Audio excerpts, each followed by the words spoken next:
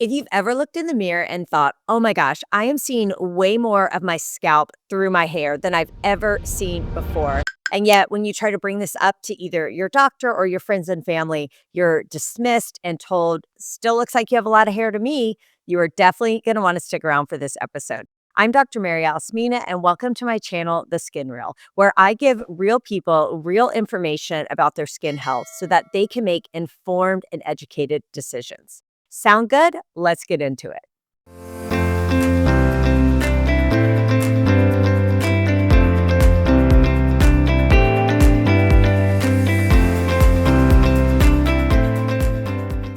This is my weekly recap episode where I give you my key takeaways from my most recent interview with Dr. Hannah Kopelman. Now, Dr. Kopelman, she is a dermatology resident, but she has done two dermatology focused fellowships, one at Columbia and one at Boston University, where she developed an interest in hair loss. And actually, really, her interest in hair loss really began when she saw her mom go through chemotherapy and treatment for breast cancer, where she lost all her hair. And that really was her first insight into how important hair is for women, how valuable it is, how it really is our identity. And I'm speaking from personal experience. I have always been told, you have great hair, or I love the color of your hair. And so for me, my hair is my identity. When I chopped it off during COVID, people were just horrified that I would do that because, again, they just associated long, thick hair with me. And so when I didn't have that long, thick hair, it was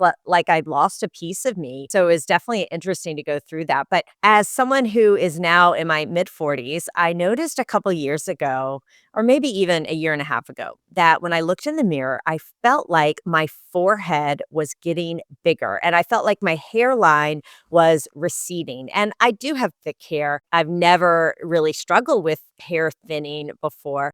But I also felt like looking at my forehead and my scalp, I could see more of my scalp showing through my hair than I had ever had before. And it kind of freaked me out, I have to say. I felt like this shouldn't be happening to me.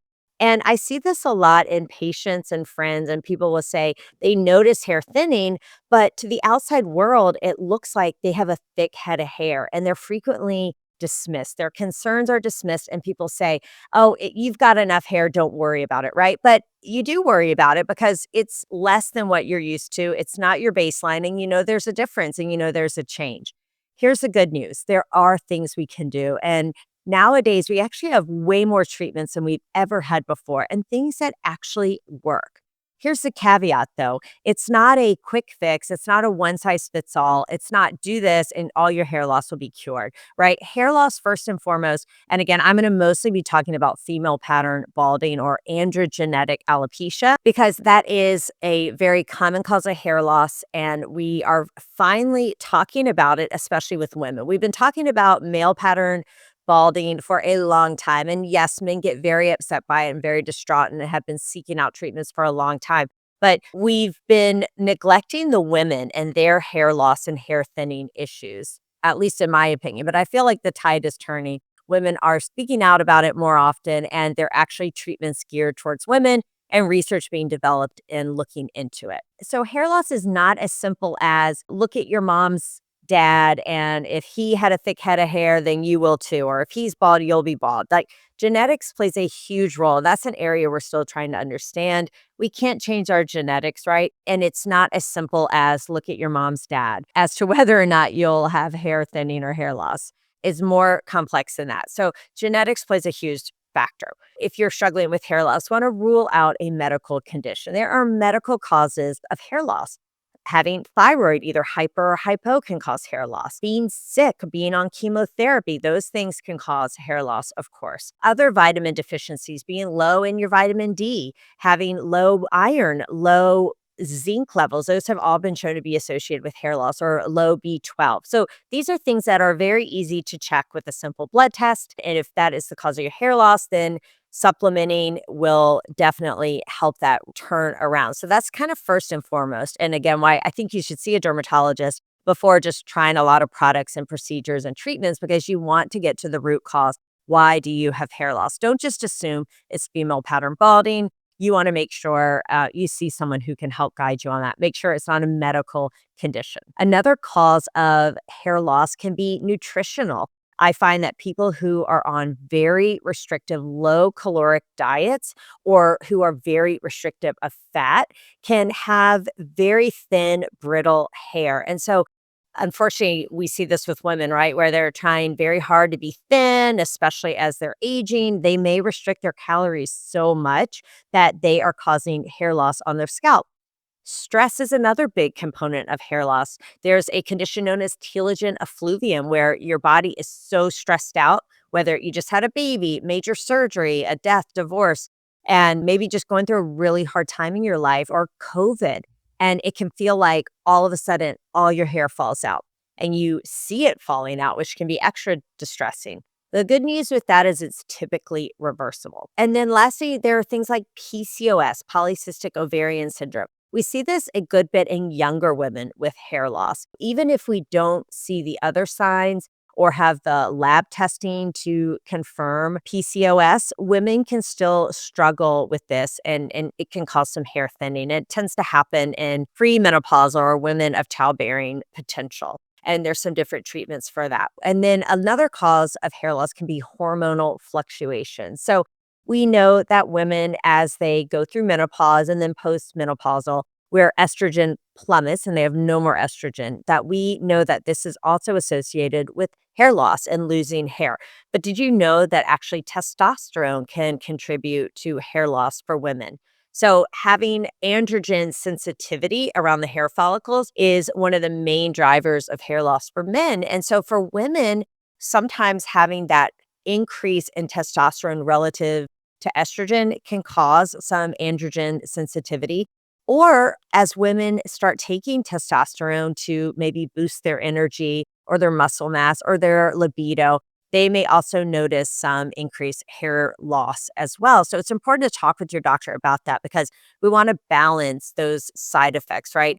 If you're taking testosterone for your libido, you may be willing to tolerate a little bit of hair loss, but you may not be. So again, it's all about pros and cons and balancing the risk and reward between these different things. But certainly hormonal imbalances and fluctuations can cause hair loss as well. Now, can your hair loss be reversible?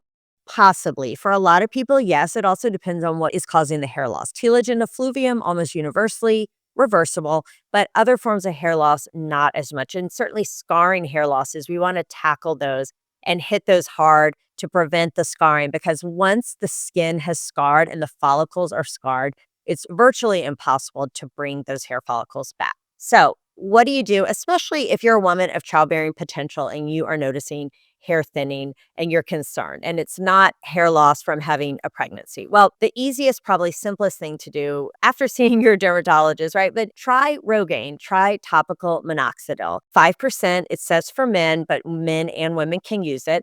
It's most effective if you use it twice a day. And a little hack for anyone who has thin eyebrows like me is dab a little bit on a brush or a clean mascara brush. Put it on your eyebrows. It can certainly help with that as well. I find a lot of times, and I know personally, I had a hard time sticking with using it twice a day. I didn't like how it felt on my hair after 4 or 5 days, and I don't love to wash my hair that often. So for me, it was easier just to take oral minoxidil, which is a pill.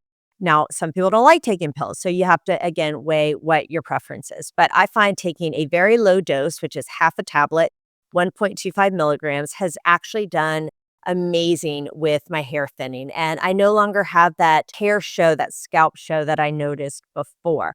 One of the major side effects is that it can cause increased hair growth elsewhere. So I do find I have to shave a little more often. I'm okay with that. And it may cause more peach fuzz in people. Now, I find that this happens more in women who are menopausal or postmenopausal who are also struggling with that anyways.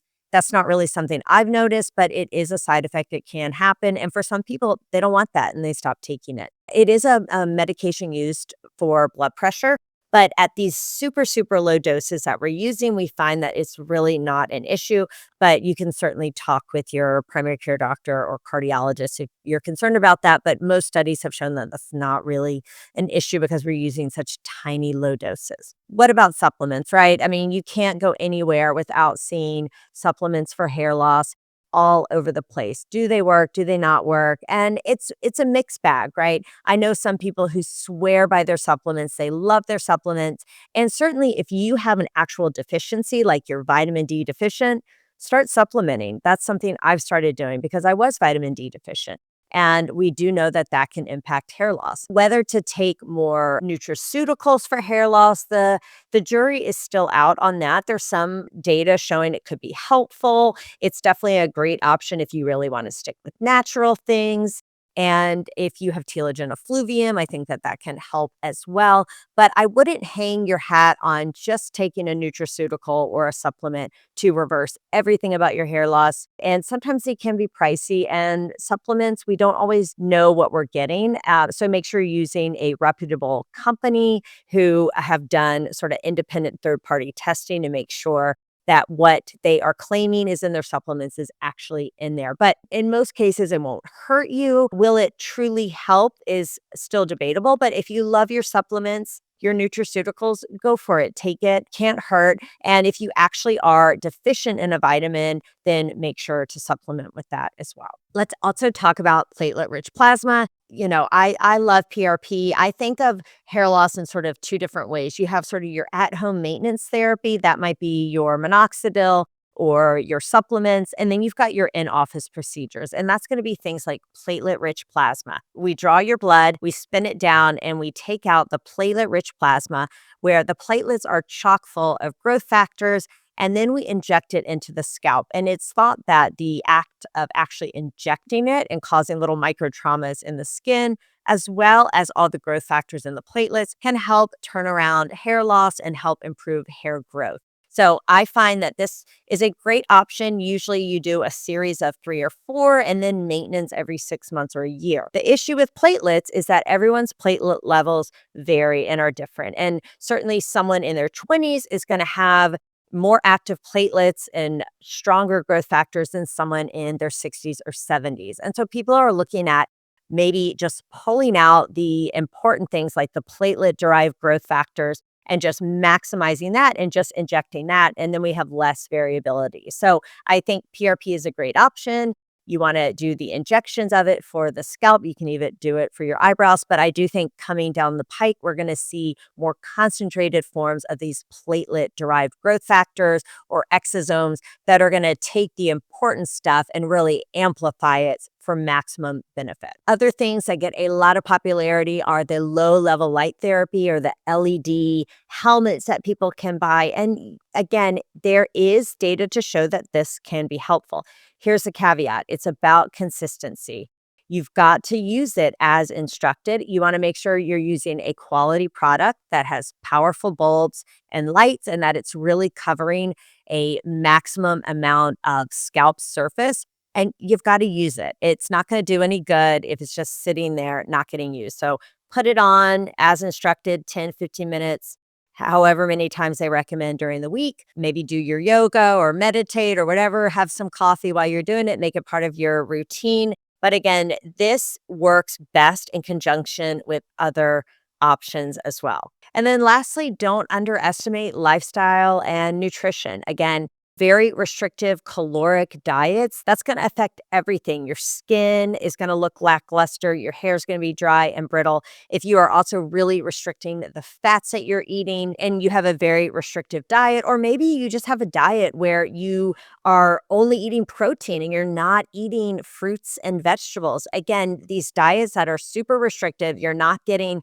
sort of a range of leafy vegetables and fruits with high antioxidants and fiber, it is and can affect your hair. I feel like our hair is very sensitive to those things. So make sure your diet is balanced. You're not just eating one kind of macronutrient or one type of food group.